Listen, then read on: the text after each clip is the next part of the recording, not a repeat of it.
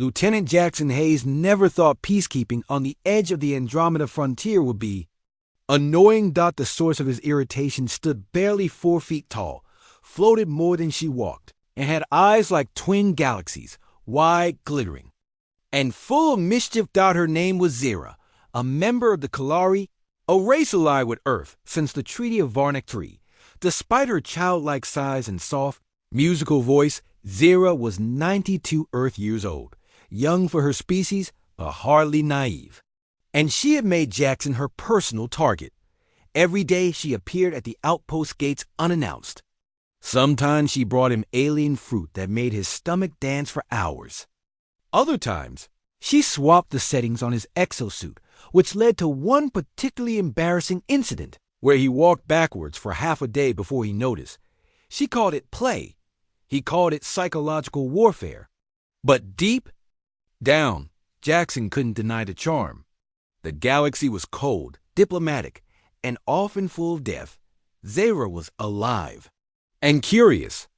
Always curious. One evening, Jackson sat outside his outpost quarters under the twin moons of Varric 7. He was reviewing maps when he heard that unmistakable hum. Zera hovered beside him, arms behind her back, smirking. "You still don't know how to lock your doors, Hayes," Jackson sighed, not looking up. "That's because I stopped trying. You get through everything anyway." She floated around to face him, her bioluminescent hair glowing soft blue. "Then why complain?" "Maybe you like when I come." He looked at her finally. "I didn't say I didn't like it." There was silence. For once, she didn't have a comeback. Then she smiled, not mischievous this time, but soft. "Come with me." Before he could protest, she tugged at his wrist, her tiny fingers surprisingly firm. She guided him into the forest beyond the outpost. The night buzzed with strange creatures, and distant bioluminescent trees pulsed gently in alien rhythm. After a few minutes of walking, they reached a ridge that overlooked the valley. The stars seemed closer here. The nebula stretched across the sky like spilled paint. Zera sat on a stone and patted beside her. He joined her, unsure what to say. She stared up silently. Then quietly she spoke. "My people don't open easily. Emotion is weakness in the ancient teachings. But you humans, you live so openly. You laugh loudly. You break things. You cry."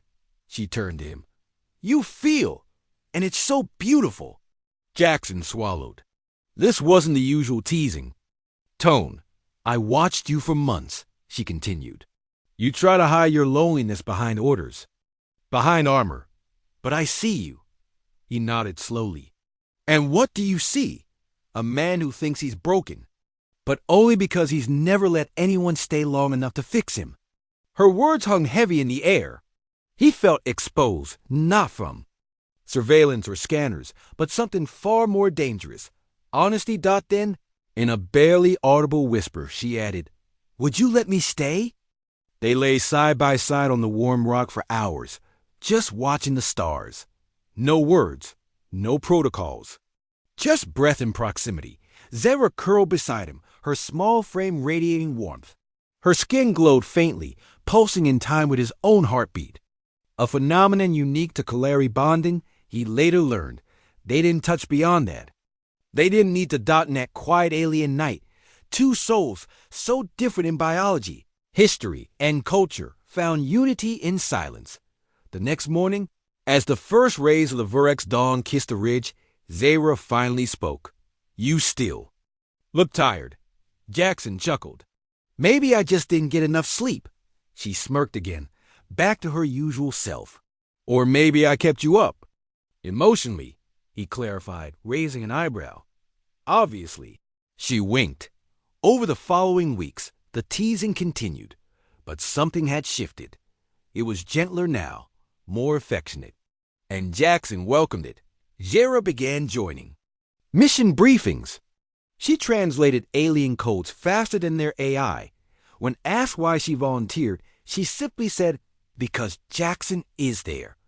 They became inseparable. No formal declaration, no dramatic confession, just Closeness. The other officers joked that Earth and Kalari diplomacy had never been stronger. But Jackson knew the truth. He wasn't just building alliances between planets. He was healing a long-forgotten part of himself, one stolen by war and loneliness, and all because a tiny alien girl kept teasing him until the night she stayed. End.